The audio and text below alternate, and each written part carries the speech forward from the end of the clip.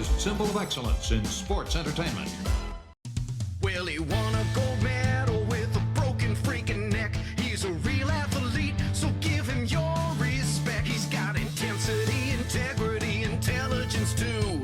Oh, it's true, it's damn true. So if he ever finds you and you're chanting you suck, then he'll douse you in dairy with his big milk truck. And with one angle slam, he'll lay you out on the floor. So listen up, it's time to go. It's the Kurt Angle Show. Hey, this is Kurt Angle, and welcome to the Kurt Angle Show. On the show today, we'll be discussing my very first TNA World Heavyweight Championship at Slammiversary 2007. But first, let me introduce to you my co-host, Paul Bromwell. How you doing today, Paul? Kurt, I'm fine, but forget about how I'm doing. This is our first podcast since you had double knee replacement surgery. How in the hell are you sitting there behind the mic? How you doing, man? A week later, I'm not doing much better. It's pretty brutal, especially when you have both knees done at the same time. I never went through anything this difficult. And I also have a little bit of a back problem. So I can't use my legs, but I can't use my back. So I'm pretty much useless. It's pretty crazy. But buddy, you know what? When I did the surgery, what they found out is they found a screw in my left knee, just hanging out in my knee socket.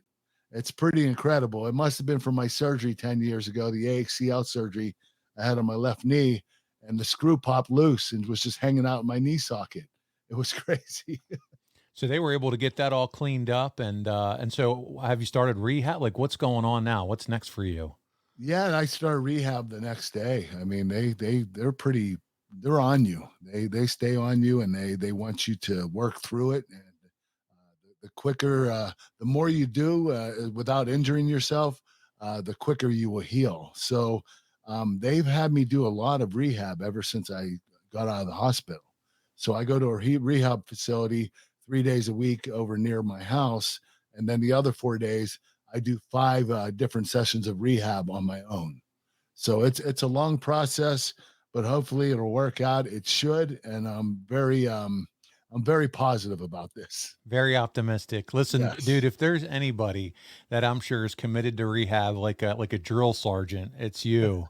Knowing how regimented you are, how hard of a worker you are, and how committed you are, I'm sure that you're going to come back 110% from this. And my OCD doesn't help either. You are very OCD. I reached out to Giovanna. I reached out to you a few times, and man, you both are excited because the feedback's been, hey, I'm going to be a new man. Yeah. Hopefully, new knees, new man. It sounds good to me. There you go. Well, man, listen, you've been in our thoughts and our prayers, and as you go through this big time recovery, and like a machine. I was talking to my wife. I'm like, Beth, he is a machine. This guy, 2 double knee replacement, and they did some kind of they straightened your legs too, type thing. They're trying to straighten my legs. That was a lot of the problem with my last knees. My knees weren't. They actually, from all the injuries and everything, they stayed bent. And it was wearing on my knees, and that's how I got arthritis in my knees, because I couldn't flex my quad extension fully. So my quad was always on fire when I was walking, and that put a lot of pressure on my knees. So that's the reason why I had to have knee surgery, is because my legs won't straighten out entirely. And that's what they're trying to do now, is straighten them out. Well, we hope that happens too. And my goodness, Kurt, you have been through it, but you're on the other side of that surgical. I saw that nasty scar you posted on Instagram. It gave you the warning. This content, you had to push a button to see the picture. It was so gruesome. So that's when you knew it was bad, man. But again, we're all in your corner and wishing you nothing but the best with the recovery. And we'll keep you up to speed, everybody listening, on how things are going with Kurt. Yeah, and I want to thank everybody for all your support. Sending me messages on social media. I really appreciate it. Love you guys. Man, that's awesome. Yeah, it's been an outpouring. So cool. Well, Kurt, like you said at the start, we're going to jump right back into it because that's what you do. You keep going, going and moving forward. And we are here to talk about your first official TNA title win from Slammiversary 15 years ago. It's June 17th, 2007. And so with that, we're going to get right into it, my friend. And good. the NWA title. is stripped from TNA when the agreement is ended, as we covered a few weeks ago. And were you kept in the loop regarding what a new world title would look like, Kurt, or is that just kind of an office thing? You know what? None of the talent was kept in the loop on the design of the world title, but I thought the office did a really good job. I absolutely loved the TNA World Heavyweight Championship. I thought it was a sharp design. Everything about it was really cool, so I didn't have a problem with it. It's an absolutely beautiful belt, Kurt, and this is where I'm going to do my first plug, probably first of many. And Kurt, I don't even know if you know this or not, but over at adfreeshows.com just this week, they have a series called it's Title Chase. And that's the name of the series. And they dropped a brand new episode of Title Chase all about that championship belt, that first TNA championship belt that you held. They talk about how it came to be, the design of the belt, who held that title belt, and it is just an excellent documentary style look back at that championship belt. So if you're not a member, I'm telling you, this is one of those rare treats and that you won't see anywhere else unless you're a member at adfreeshows.com. So if you want to dig a little bit more into the history, the story about NWA leaving TNA, how that championship was designed and made, and who held it, check it out, adfreeshows.com. And it's all about your story, Kurt, and how you won the belt. So fantastic for you there. Yeah. So Kurt, yeah, man, I'll make sure you get a copy of it so you can check it out too. It's about 45 minutes long. You'll definitely enjoy it. So Kurt, when are you first told about the concept of the whole King of the Mountain match?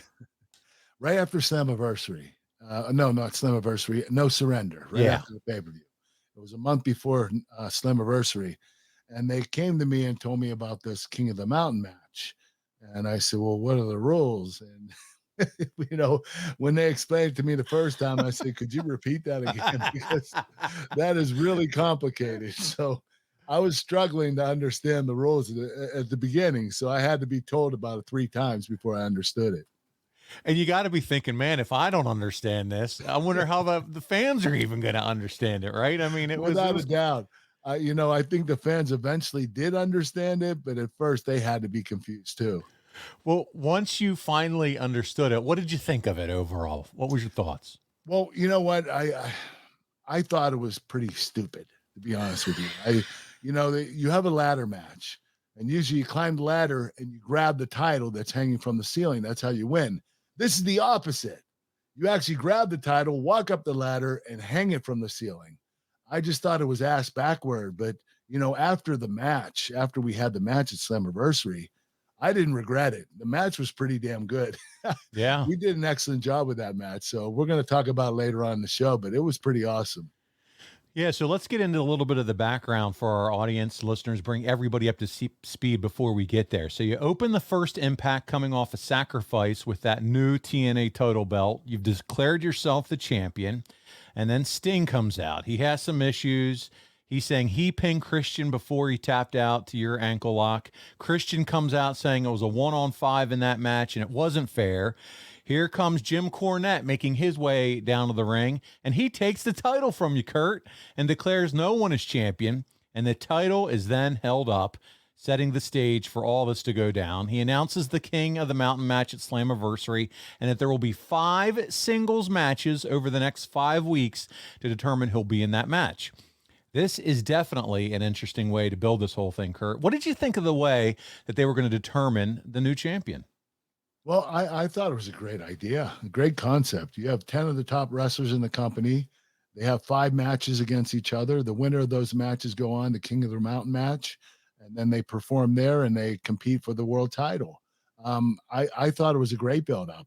It doesn't get any better than that. And none of the talent was too heavy on, there wasn't anybody that was being pushed more than the other, right, as far as storyline. So it was like, the 10 guys, they were telling the story about all 10 of us. And I thought that was awesome. Yeah, you were on equal footing, if you will, heading into it. So there you go. Well, That's listen, a good example, better than mine. No, it's all good, man. Hey, you're under so much pain medication. I'm here to help, brother. Can't even imagine. So Antonio Inoki, by the way, is out the show. He's representing his company, IGF. And is this your first time meeting Inoki, Kurt? Yes. I always wanted to meet him. I heard so much about him. He was such a legend. He really did a lot of good for pro wrestling and MMA. I was really excited about meeting him. And I gotta ask, because again, he's running his own wrestling company. Is this when your talks with New Japan really start to heat up? Then, Well, you know what? It started with Brock Lesnar. Brock got a hold of me, said, "Listen, I'm having a falling out with New Japan. I want you to come over. I want to wrestle you for the world title. I don't want to lose to anybody over there. There was a falling out, and I don't know why he didn't want to lose to anybody over there. And so he told New Japan, Inoki, that if you get Kurt Angle, I'll lose the title. And and Brock was putting that title up, holding it up for a while. So Inoki decided to come over and talk to Dixie Carter and the TNA office about getting me involved in that match. And that's how it started. But Inoki did come over at that particular time when he did, to meet with Dixie Carter. ah, okay, all right. Nah, thanks for sharing that. So, in the main event, you would defeat Rhino to earn your spot in the King of the Mountain match. You and Rhino, dude, you guys never really had a bad match, did you? No, we didn't. I think the reason why is because we both had a lot of intensity. We were both very physical wrestlers, and we had great chemistry together. Well, buddy, we have two clips this week. That's all, guys. Two clips, but this is one of them. We have the ending of that Angle Rhino match. So let's check it out together. Welcome back, everyone. Impact main event matchup. The War Machine Rhino on the receiving end. And a very snug side headlock from the Olympic gold medal on that angle. In terms of the future of both these individuals' careers down west, it's hanging in the balance tonight on Impact. Win, and you're automatically in the King of the Mountain match Slammiversary. Lose, and you're out. You're out, and you don't have the Television title. And you can see the War Machine digging down, reaching in, and fighting back. And how about this? At the conclusion of this matchup, Jim Cornette will announce the two men, yes, who will be competing next week on Impact in the second qualifier matchup. Nice shoulder block there, watch. Rhino as he takes the breath right out of him, and then he shoots right into the two. Turning with the kick out. Rhino so close there to gaining the victory. And you're right, Doc. Not only Rhino advancing, but could you imagine eliminating Kurt Angle here in the first week? Spinebuster took him up high over the dropping down. Pin, two, and the new blood right there. Rhino is absolutely manhandling the Olympic gold medalist. It's been unbelievable. Like I said, it's a mindset. Right now, Kurt Angle, I think, realizes how important he is. As you can see Rhino feeling it, knowing that he might get that incredible stunning Slammiversary World Championship. Remember those magic words that Jim Cornette uttered about earlier in this broadcast, that we're going to allow some individuals here in TNA to break through the glass ceiling. And what a chance this is for the War Machine. Oh, super flips off the top. He can enter on the top rope and back down the canvas. You can see Rhino going for it. Got it. That's going over up and down. Just Rhino wants to victory and advancing to the King of the Mountain matchup in Nashville, Tennessee at Slammiversary. Angle to his feet. You can see the Rhino's ready for it. Look to the belly to belly. Quick reversal, and there's the German belly. Anything that Cornette can do to stop that momentum, he's got to do. And that's what he did right there. He saw it open, grabbed it, gave it a quick double suplex. And you can see that it stunned the War Machine. But now, what does Cornette have left in the tank? And it looks like he's got plenty. Straps down.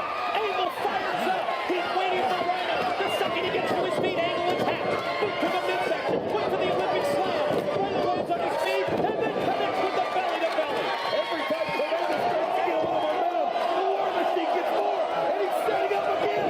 And he goes for it. Perfectly placed kick. And then the Olympic slam by Angle. 1, 2, yes! Ladies and gentlemen, the winner of the match, advancing to the King of the Mountain match at Slammiversary, Kurt Angle! Dude, you're right. You guys, great chemistry. Rhino had such a hard-hitting, aggressive style. He had to be a lot of fun to be in the ring with. He was a lot of fun. You know what? How crazy it was. As physical as he wasn't stiff at all. The kid was very light. No problem. It was like a walk in the park. And it's crazy to watch it because you would think just the opposite because of the impact that he had. Yeah, with without a doubt. the gore and Rhino was everything not else. stiff at all. Ah, It's pretty incredible. That's awesome. Well, listen, the next week it's Samoa Joe versus Sting in the main event, and Joe gets the win to enter the match, so he's into the fray. After all this build to you and Sting and Christian, do you think it was good booking to get Sting out of the King of the Mountain match, or were you happy to have Joe in the match for the wrestling side of it? Well, I think Sting could have politicked his way into the match. He could have stayed in there. It was his choice. But I think that Sting understood that we need to elevate the younger talent. And this was a feature match. And this is where you put these young talent in those matches with some of the veterans. And this was a perfect example of that. And I think Sting gave up that spot being unselfish. And I really appreciate what he did because, you know, he didn't have to do it, and he did. And that was pretty awesome. Man, just goes to show Sting again. It seems to be that's his mantra. That's who he was as a performer in wrestling. He always wanted to help everybody else. He was a really good guy, great performer too. Yeah, what a class act. So also around this time, Kurt, it's reported in the UK's The Sun that when Dana White was asked about you and Brock Lesnar, that Dana said he had a call scheduled with you later that day. And in the Observer, it's reported you're in talks with UFC, Bodog. And do you remember the type of money offers being thrown at you around this time? You know what? Dana White treated me really well. That's all I will say. I'm not going to throw any money offers out. But, you know, what he did, I just signed with TNA, just signed the contract. And Dana White, you know, I got a hold of him. You know, we were, after I left WWE, we were reaching out to everybody. And UFC paused and didn't get back to me right away. TNA did get back to me, and it happened very quickly, the contract signing. So by the time Dana White got back to me, I already signed with TNA. And I didn't want to go back on that signing. I didn't want to tell Dixie Carter, hey, I know I signed with you, but I decided to do UFC, so I'm not going to wrestle for you. So I asked Dana, can I wrestle and fight at the same time? He said, no, that's impossible. I can't have you do that. So I had to pass up the opportunity of being in UFC. Did it matter to him one way or the other, whether you were with TNA or WWE or anything like that? Some would say, well, you're with TNA, maybe you don't have the same appeal mainstream wise. Do you think that played a role in Dana White's decision on whether or not to really try to bring you on or not? Well, you know what? TNA was on the upswing at this particular time. So they were making a little noise, but don't forget, I was in WWE for 7 years right before that. And this happened immediately after I left the WWE. So I think my star power was still pretty high. And I don't think that would have affected Dana White's decision. Yeah, it wouldn't have affected the negotiations at that point. Right. So, well, one of these weeks we'll have to try to see if you'll tell us the money. All right. Well, the build over the next couple of weeks to the King of the Mountain match has you backstage, you're bumping into Samoa Joe, and then later brawling with him at ringside when AJ Styles attempts to attack you with a lead pipe. And then, Kurt, you throw the old ankle lock on him. AJ also qualified for the match, defeating Tomko. So far, bud, this sounds great. It's you, it's Joe, it's AJ, and this is setting up to be a top worker's dream match if I ever heard of it. But you're still in this King of the Mountain gimmick match. Would you have rather had a straight 5-way match for the title, are you thinking in your mind at this point? Well, before the match, before we wrestled the match, definitely. A straight 5-way would have been my favorite. I don't like gimmick matches. I'll do them. I don't hate them. I do like them. I just don't love them. But having a straight 5-way would have been my cup of tea. But after the fact of how the match turned out, I'm glad we did it because the match was pretty incredible. Guys, this episode, we've talked a lot about health and the importance of taking care of yourself. And when you need your health taken care of, Elysium Health is here for you. Specifically, I want to talk today about Basis by Elysium Health, who, by the way, are the most trusted source for NAD plus supplementation. Their product Basis is clinically proven to increase levels of NAD plus by 40% safely and sustainably. They are unlike any other health company I've seen, and they're at the forefront of NAD plus supplementation. They have dozens of the world's best scientists. I'm talking 8 of them are Nobel Prize winners. NAD plus is found in every single cell of your body and is responsible for creating energy and regulating hundreds of cell functions. But NAD plus levels decline as you age. Man, isn't that just the worst? So, for you guys like Kurt and I, in your 40s and in your 50s, lack of sleep, intense exercise, Unbalanced diet and sun overexposure has proven to deplete our NAD plus levels. It just happens. And that's even with stuffing chicken snacks in our throats, steamed broccoli and grilled chicken down our broken freaking necks.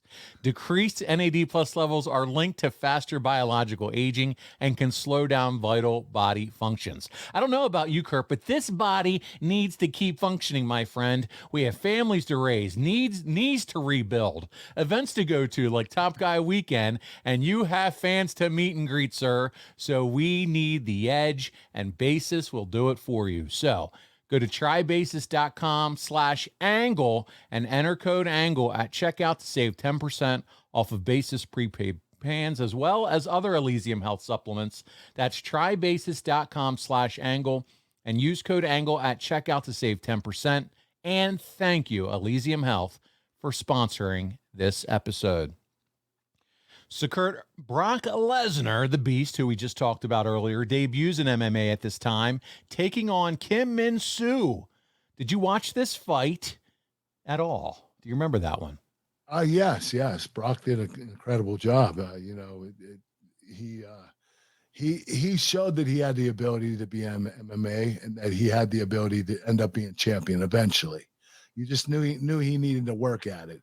I believe that his second fight was against Frank Mir, and he got caught in an ankle bar hold, ankle lock, and Brock was dominating the fight until that happened. Yeah. So Brock just had to have a little bit more experience so he wouldn't get caught in these submission holds, and he ended up doing incredibly well in MMA. Oh, that's for sure. And so the story goes on with him. I want to get back to Inoki here because he announces that his company is debuting on June 29th at Sumo Hall, and that one of the main events will be Brock Lesnar taking on Kurt freaking Angle.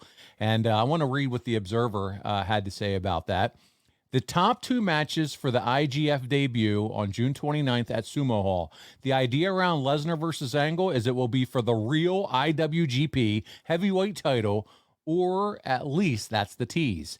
If you recall, Lesnar never lost the IWGP title in the ring and actually still has the physical belt since New Japan owed him money. There you go. That was the issue. Lesnar got a real bad rap on that one. Not that there weren't issues on both sides of that one, but his contract expired and they cut his pay, and that's when he didn't come to lose the title. As noted before, when Inoki made the deal with TNA for Angle, he told TNA that he was going to have Angle win his world title on the first show. This opens up a lot of questions. I'd be skeptical Lesnar would even do a pro wrestling match right now, particularly since when he was asked about this announcement after the Los Angeles show, he said he hadn't made a commitment to do it. Inoki the next day held a press conference and produced a contract that had his name, Lesnar's name, and another contract signed by Lesnar's agent, which he said was for the June 29th show. I can't imagine this would be the right time for Lesnar to be putting Angle over. This is all from Dave Meltzer. Plus, Lesnar has to have the attitude now about preserving his body for fighting, and as a pro wrestler, to be the Lesnar people want him to be and to work with Angle, the attitude is to give your body to pro wrestling. Even before fighting, you could see Lesnar's attitude shift in his New Japan stint. So, Kurt, were you talking with Brock at all during this time? And was there worry about how this would all go down? What was your relationship with him like? No, Brock and I were getting along really well. We would contact each other every once in a while, keep in touch. He was telling me that his MMA career was starting and it was launching, and he was doing a lot of training. And the thing is, Brock, what was the question? You asked me if I would have any problems with Yeah. Brock wouldn't have done that. He wasn't going to screw me over or not put on a great performance. He wanted to have a great wrestling match. Brock has too much pride to go in there and not put on his best performance just because he's doing MMA.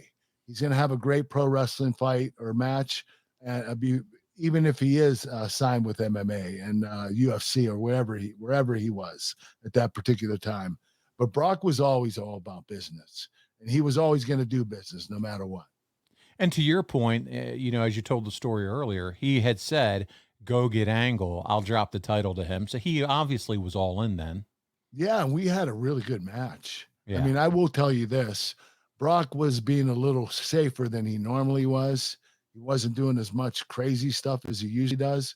So he was a little bit more conservative, but he still put on a great match. Yeah.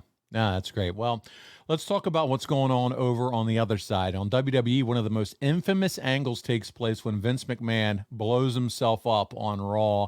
Do you remember seeing this, and what did you think about that whole bit?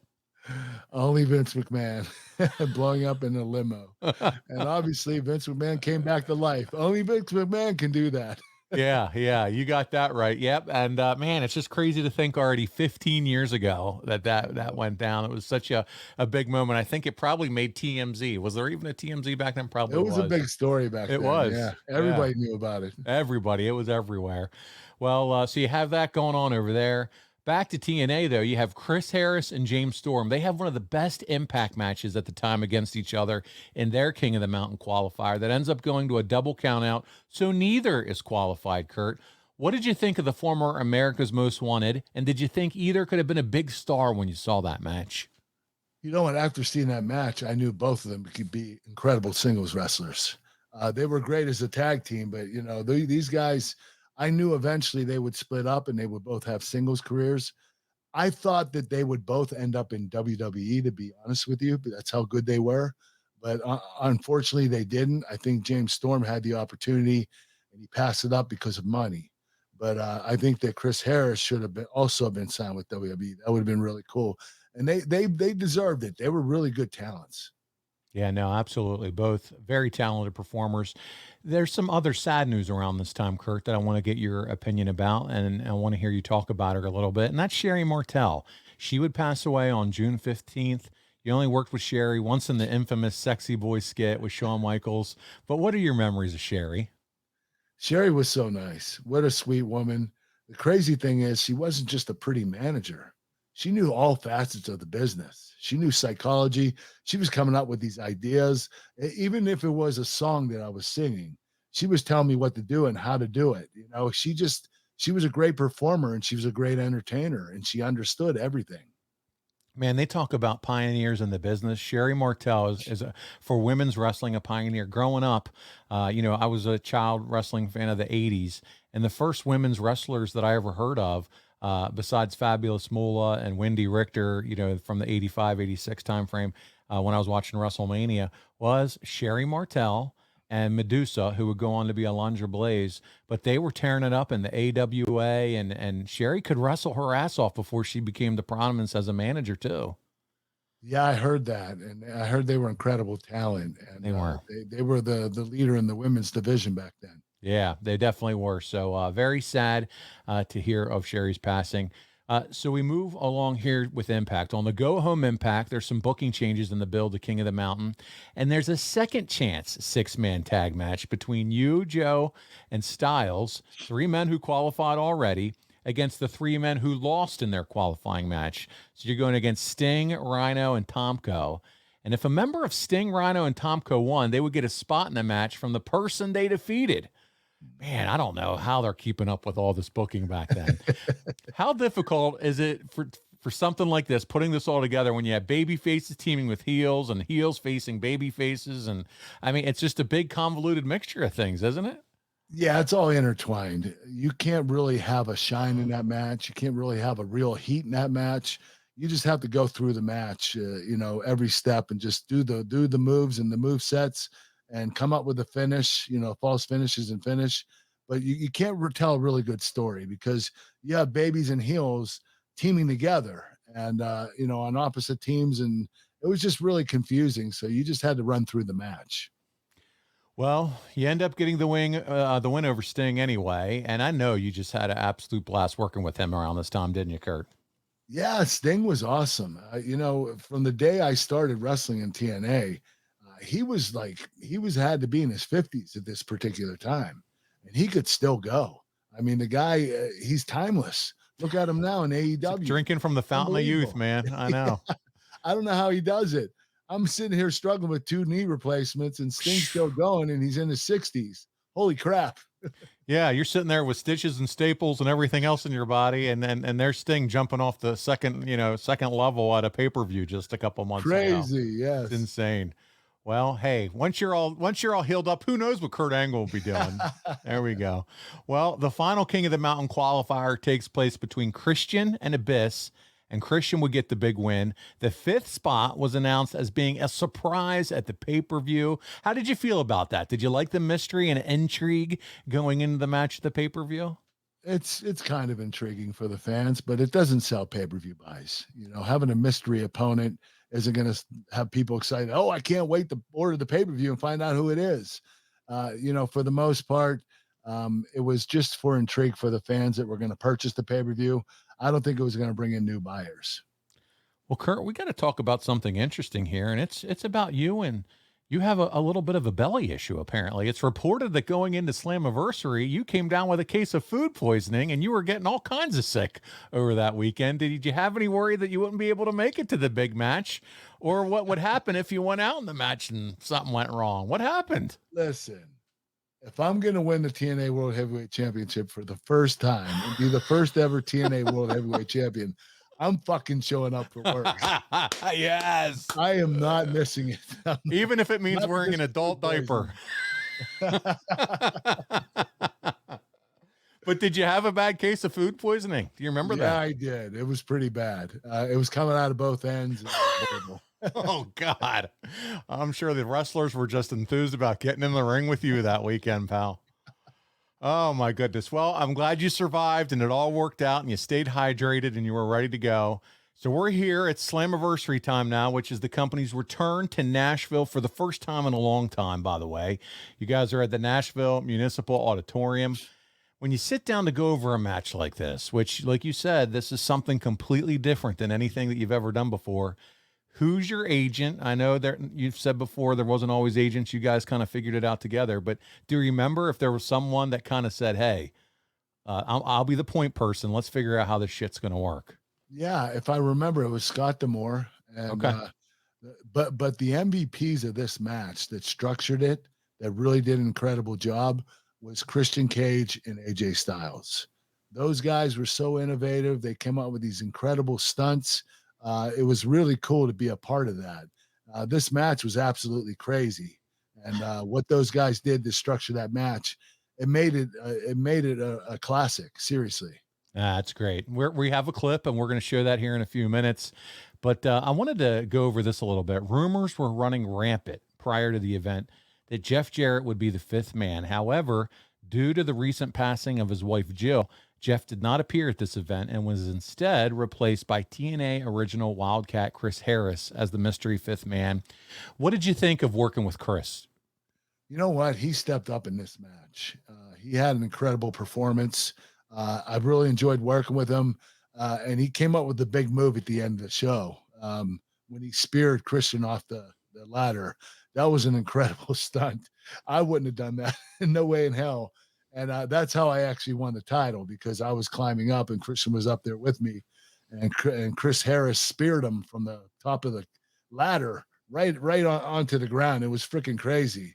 And that was like the biggest stunt of the night. And it was pretty awesome. Well, listen, speaking of mystery, Goliath Life can take all the mystery out of it when it comes time to think about protecting your family. Yes, it's time to tell you again about something that I am super passionate about, and it's life insurance. And you can find what you need over at goliathlife.com, and it really gives you peace of mind. Think about insurance for a second. We all get medical and auto insurance, yet we never even know if we're going to have a need for it. Let me let you in on a little secret. You need life insurance. We're all going to die. Now, as you let that reality sink in, think about what would happen if your family stopped having your income tomorrow. If you don't have a plan for that, you need to visit goliathlife.com. And I mean right now. Listen, I've lost 2 friends in their 40s in the last year and a half, and I don't even want to think about what their families would be going through had they not had life insurance. If you don't have it, get it. Protect your family. And I suggest you go to goliathlife.com, because they've made the process of getting affordable life insurance super easy. Goliathlife.com streamlines the life insurance process by allowing you to get quotes from more than 20 carriers within minutes. And you'll pick your terms and payments to fit your budget. You pick your price, You start the online application immediately and even schedule the medical exam to come to you. I've done it. They sent someone to my office. I skipped the phone calls, the paperwork, and the crazy invasive conversations. GoliathLife.com makes buying life insurance simple. There are no hidden fees, no upsells, no hassle, hell, not even a phone call. GoliathLife.com is life insurance in your hands on your time. Get multiple quick quotes right now from the comfort of your own home and begin your application in a few easy clicks right now at GoliathLife.com. So, Kurt, how complicated is it doing all these rules with pins and going to a penalty box? I mean, did anyone in the match just not even understand the rules? Because it just seems insane. You had to hear it a few times, but let me explain to the fans how they did this. All right. In order to be eligible to grab the title from Jim Cornette, to climb up and hang it from the ceiling from a ladder, you had to pin somebody. That person you pin goes into a penalty box for 2 minutes. So they're out of the mix for 2 minutes. And the person that pinned them is eligible to grab the world title and go up and hang the title. So it's freaking just crazy. These rules were just, it was really hard to follow at the beginning of the match. But once you got into the match, it was a lot more easier to understand for the fans. And correct me if I'm wrong, but once you grab that title and you have to go up and hang the belt, the other competitors they're trying to beat the shit out of you, right? Yes. So you're not just going to walk up the ladder. You're just not prancing and dancing up the ladder. Yeah. There were a lot of ass beatings when someone grabbed titles. So it was going on that night. So and then so say you're getting your ass beat, you don't even get to the top of the ladder, put the title back up. What point does the title return? So after that 2 minutes is up, guy comes back in, the title goes back to Cornette. Yes. If you don't do it within 2 minutes, and that was another one of the crazy rules. You had to do it within 2 minutes before your opponent got out of the penalty box. So it was really complicated. And guys, if you're doing anything in 2 minutes, then Blue Chew's for you. Oh, sorry. We're not doing an ad for them. All right, let's get to the show. Let's get to the match, Kurt. We have the main event ending, Slammiversary. Let's check out this craziness right now. The war that they've been through. Christian, slow to make his way up the ladder. You got to go up a few more rungs. Instant classic. On the verge. He's almost there. Angle's getting to his feet. Look at Kurt Angle now trying to stop him. He's got him by the ankle. Kurt Angle climbing up to the top. He's got the ankle lock. Unbelievable, the ankle lock on the ladder. Oh my gosh. Christian Cage in no man's land, but trying to use his free leg and free foot, and he did it. He broke the ankle lock by kicking Angle in the head. How do these guys still keep their balance through all of this as they're fighting on top? One shot after the other as Christian Cage has the belt in his hand, but he can't find the ring. He can't get it hung up there. Christian went to hang the belt, and Angle caught him with a shot. Here comes Harris up the top. Oh no! Oh! Spears Christian Cage right up the ladder, but look at this. Kurt Angle's alone. Kurt Angle's got a chance. He looks around. He looks above. Kurt Angle's got the belt in his hand. Kurt Angle's going to try and hang Did he it. do it? This is what he came to TNA for. He did. He's got it. Ladies and gentlemen, the winner of the King of the Mountain match, the new TNA Heavyweight Champion of the World, Kurt Angle!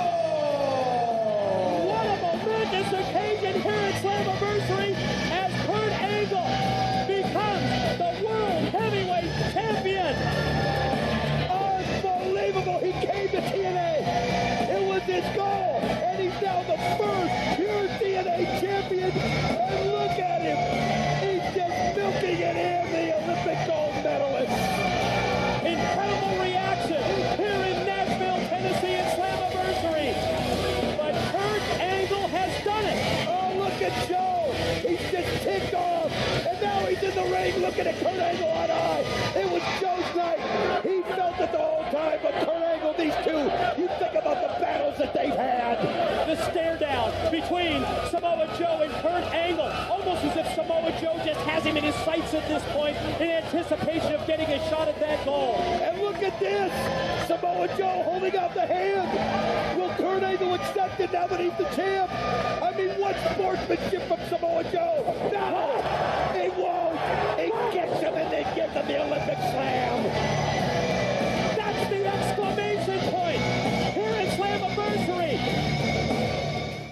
Kurt, he just wanted to shake your hand and congratulate you. That was kind of an asshole I'm such move. an asshole. What are you doing? Remind me not to shake your hand when I see you next. Holy shit.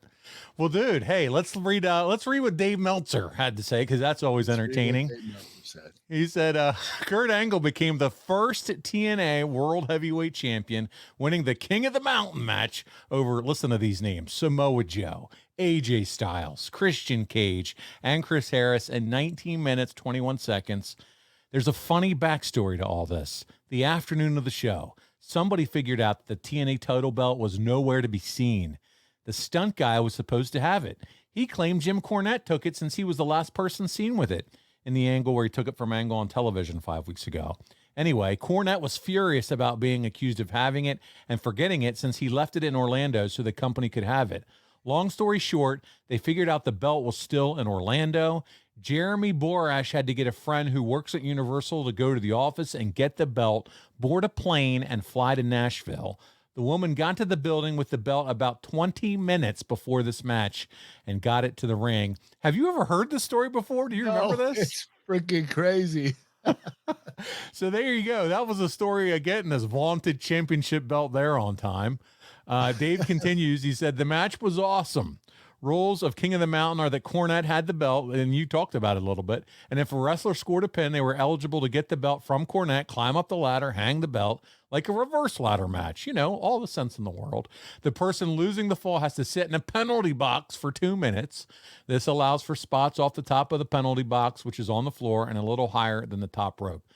So, Kurt, looking back on it, I know you said the match was fun, but is it still too much? I mean, overall for people to grasp? I mean, I guess nobody's doing these matches I think anymore. It was a little too much, but I think we did such a great job at putting that match together that we had to make sense. So I don't regret doing it. I thought it was really awesome. I just don't know if the King of the Mountain match is an ideal match for everyone to have. Well, here we go. He continues on here. There's a lot. Meltzer has a lot of thoughts on this. Styles was the real superstar of the match. Okay. We're going to remember that you said that, Dave, as this kind of match highlights a high flyer and a great athlete. Christian and Styles did promos on how they would work together. Christian asked Styles to lay down and take the pin so he'd be eligible, but Styles asked Christian to do so. Later, Styles tried to sunset flip Christian. First fall saw Harris pin Styles in 343. Angle did a spot doing 3 German suplexes to Joe. That's never an easy task. The match was like a WWE ladder match with continued spots of people climbing and having the ladder tipped over or taking bumps by being knocked off the ladder. Christian got punched while on the apron and ended up crotching himself into a ladder that was put between the guardrail and apron. He was still selling when Styles was backdropped by Harris over the top onto Christian, laying on the ladder. Angle would pin Harris in 846. When Harris was climbing, an Angle pulled him off the ladder with an Olympic slam. Joe used a muscle buster on Styles, but Angle saved. Joe choked out Angle, but referee Rudy Charles was knocked out. Of course the ref gets knocked out. It's TNA. Angle was tapping, but no ref to see it. Oh, you tapped out. Christian. Oh, no, I didn't. No, the ref wasn't there. Christian hit Joe with a ladder and pinned Angle in 10:55 as Charles recovered. Joe later used a diamond cutter off the ladder on Christian. Harris and Christian were climbing. Harris flipped Christian off the ladder and was about to hang the belt when Styles used a springboard dropkick to the ladder. Goodness gracious, I need a drink of water. Styles and Joe both ended up fighting on the top of the penalty box. You remember all this? Because this is craziness. Yeah, it is crazy. Styles kicked Joe low and teased tossing him off. Well, that's a line I didn't think I'd read today. But Joe recovered and used a fantastic flip. The Quebecers in the 90s also used this move on Styles, who crashed to a table on the floor. Later, Harris and Christian were on the top of the cage, and Harris reversed a suplex and threw Christian off, trying to make this exciting. Harris then came off the top of the cage with a flying clothesline on Angle. Christian was climbing, but Angle went with him, and he put the ankle lock on top of the ladder. Wow, that sounds like it was an awesome spot. Christian hit Angle with a belt shot and was about to bang the belt when Harris came off the top rope with a diving spear, knocking Christian off the ladder. That's what you talked about. You'll never forget that. Angle got the belt, and with everyone else down, he hung onto it to get the win. My goodness, Kurt, the way this all reads sounds like a fucking car crash. Can you describe the match and the damage your body takes with tables, ladders, and chairs? Oh my. Well, it's a dangerous match. All the stunts we did, I'm surprised nobody got injured because there were a lot of Seriously, crazy stunts yeah. in this match, like over and over. It wasn't just like 3 spots; it was like 10. There were a lot of ridiculous spots in this match. How thrilled were you though to be the first official TNA title holder? I mean, the first time, man, you popped the cherry of that championship It's a belt. huge thrill. Knowing I'm the first ever TNA World Heavyweight Champion is such a huge honor. That's why I didn't pass it up. That's why when I had food poisoning, I still showed up. Listen, on that documentary I told you about that ad-free shows put out, Title Chase, on that championship belt, this is how Conrad Thompson said it on that documentary. TNA made a statement, a new belt, a new champion. Kurt Angle was officially, TNA was officially the alternative. Their focus was on pro wrestling versus entertainment, and they had their guy, the best pro wrestler in the world, carrying that beautiful brand new TNA World Championship. What do you think about that? I couldn't agree with Conrad anymore. Hey, that's how they wanted to present that, you know. And you were the face. You were the face that was running that place at the time. Makes me feel good. That's really cool. Yeah. Would you have rather won it one-on-one from someone like Christian or Joe instead of all this, or are you just happy that you won it? I was happy that I won it, and of course I'd want to go one-on-one, but after the way this match turned out, I don't regret doing it. I thought it was pretty incredible. That's awesome. Well, listen, Meltzer goes on. He says, after the match, Joe went to Angle to shake his hand, which we saw. We saw the asshole move. They did an interview earlier where they set up being the final two in a handshake. Angle then turned on Joe, kicking him in the gut and laying him out with an Olympic slam. You're involved with this match, so you know what that means. You know what's coming, the star rating. 4.25 stars from Dave. Yes, it's either 4 or 5. Meltzer. Yeah, it's either 4 or 5 when Kurt Angle's involved. So there you go. So listen, Kurt, the next month you're scheduled for a winner-takes-all match where you'll team with the X Division champion, who will end up being Samoa Joe, to take on Team 3D.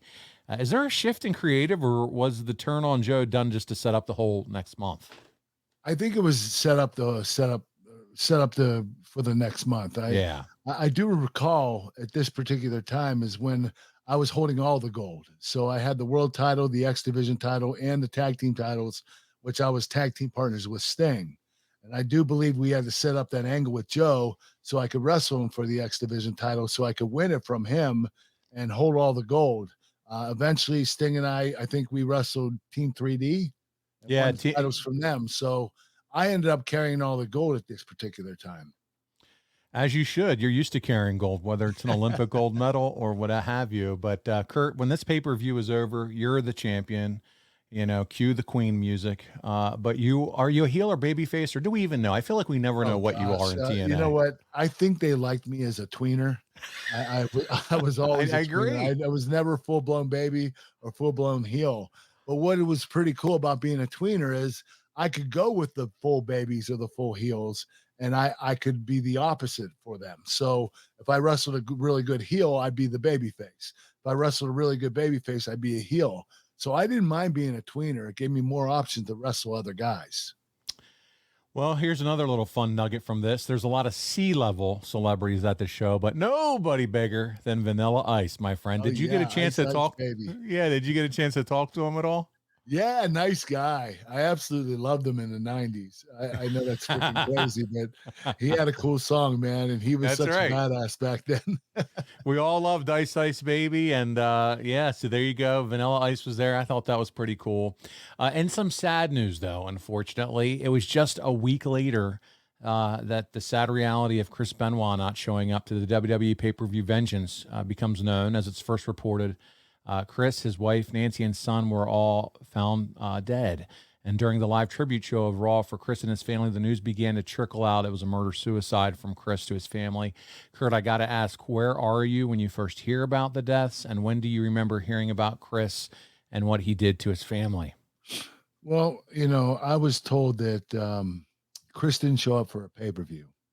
And the company was a little concerned, but they didn't want to, you know, they thought maybe he just decided to skip it.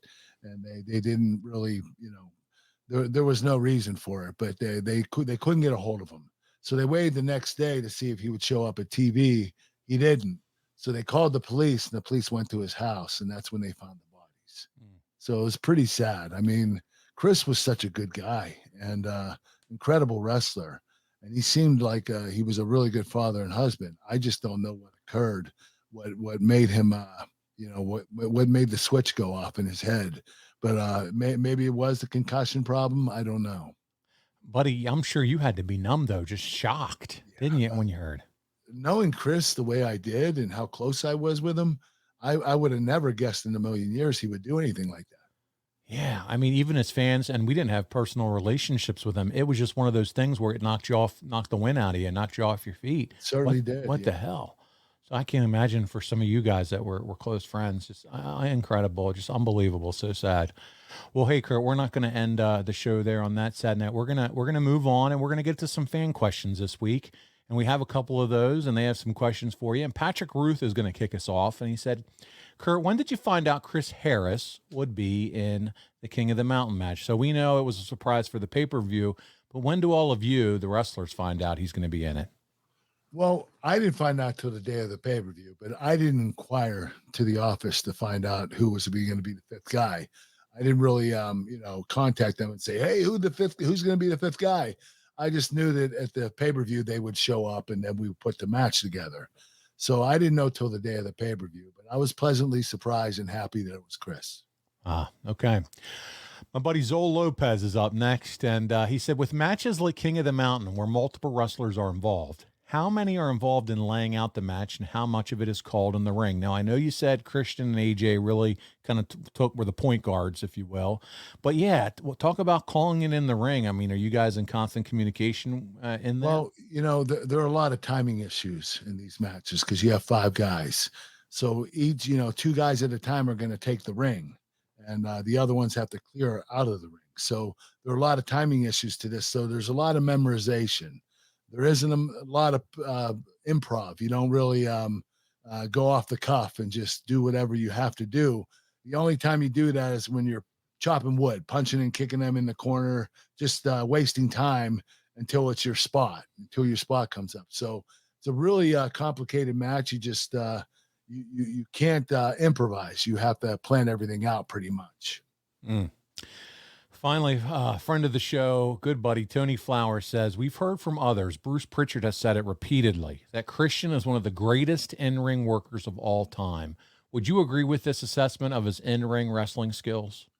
Yeah, Christian was incredible in the ring. There aren't many people that are better than Christian, but what made him special is his ability to put matches together. Singles matches, tag matches, gimmick matches, it didn't matter. Christian was so innovative and he came up with incredible ideas and concepts. He always put incredible matches together. He was a lot of the reason why the TLC matches did so well and were so popular. Christian was really good at that stuff. Man, it's cool to hear that too, because I think when you see wrestling companies sign some guys, it's like, oh, okay, now Christian's there. I wonder what he's got left in the tank. But what you don't think about initially is it's not just what he has left in the tank and what he can do for him between the ropes. It's what his influence and what he's going to be able to do for them behind the scenes, like you just said. And that's what he was great at. He was the best at that. Yeah, well, there you go. Well, Kurt, next week, it's going to be all about King of the Ring 2000. The build up to it, you're scheduled to wrestle 3 matches because that's what you do. You're the machine. And eventually you become the King of the Ring because you know what, buddy? That's also what you did. You just won all the freaking time. So we're going to talk about that because it is your show. And we're going to celebrate that and have some fun here. You definitely are going to celebrate King of the Ring. I'm the King of the Ring 2000, brother. Yeah, that's right. 22 years later, and he's still wanting to march around about it. So we're going to do that. But before we get out of here, as always, we're going to talk about a few things. I'm going to start with ad-free shows. I've talked about it a few times on the show already, but I want to tell you guys, I know I mentioned Title Chase, one of the many reasons why you should be checking out adfreeshows.com. Not only do you get all the Kurt Angle episodes early ad-free, but on video, all these awesome clips that Kurt and I get to rewatch together as fans, and you get to watch his expression and reaction, which to me is worth the price of admission, but also all the bonus content. You also get to do some live Zooms, and Kurt joins those and answers your questions and gets to know you by name. Other folks that are on there. I mean, Conrad's doing podcasts now with Mick Foley. It's been announced. There's so many guys that are coming into the family. Check it out. You can see this new TNA championship belt that Kurt first won and the whole history behind it. It's fantastic. Check it out. Kurt and I are going to be together in Chicago, Labor Day weekend, on stage, having a blast with our top guys. Kurt, I can't wait for that, man. I can't wait either. We're going to have a lot of fun. Definitely in Chicago. We did it last year. I loved it. But dude, and last year when you and I are together, we had just started working together a little bit.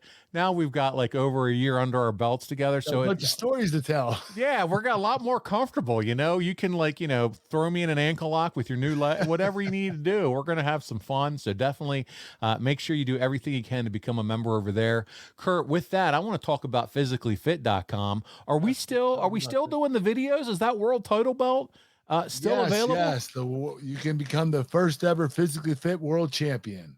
All you have to do is go to physicallyfit.com, sign up on the contest link, and put together a fun or funny video of why you absolutely love chicken snacks and Snack Smart Crispy Protein Bites. And if you win, you get the Physically Fit Nutrition World Championship. It's a $3,500 value. It's a really incredible title. Wow. Now there are going to be 10 runner-ups too. 10 runner-ups will get $500 worth of the chicken snacks sent to them. So it's a really cool contest, and we're really trying to push it hard.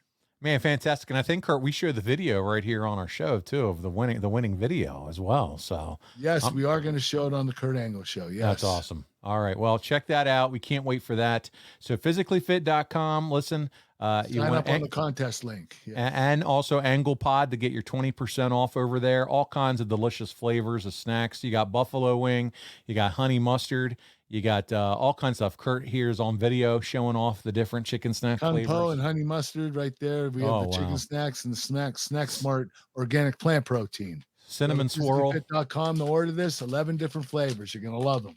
Cinnamon swirl for your sweet tooth like me. And so there you go. Go also help him out. Go to KurtAngleBrand.com. My man has hospital bills to pay, okay? He just had all kinds of stuff going on. Kurt Angle Brand, that's where you're going to get your T-shirts, your cameo videos, your milk cartons, your cowboy hats, all the merch, all the love for Kurt Angle Brand. Buddy, I'm sure people are loving it. You're still doing cameos, even if you can only sit and lay. I'm sure you're still doing them. I did them in the hospital laying in my bed. And I said at the beginning, hey, I'm in the hospital. I just had knee surgery. I love it. I'm going to do this video for you. You are unstoppable, my friend. So check it out, KurtAngleBrand.com. WildcatBelts.com, another belt, as we said before, has sold. There's 2 left.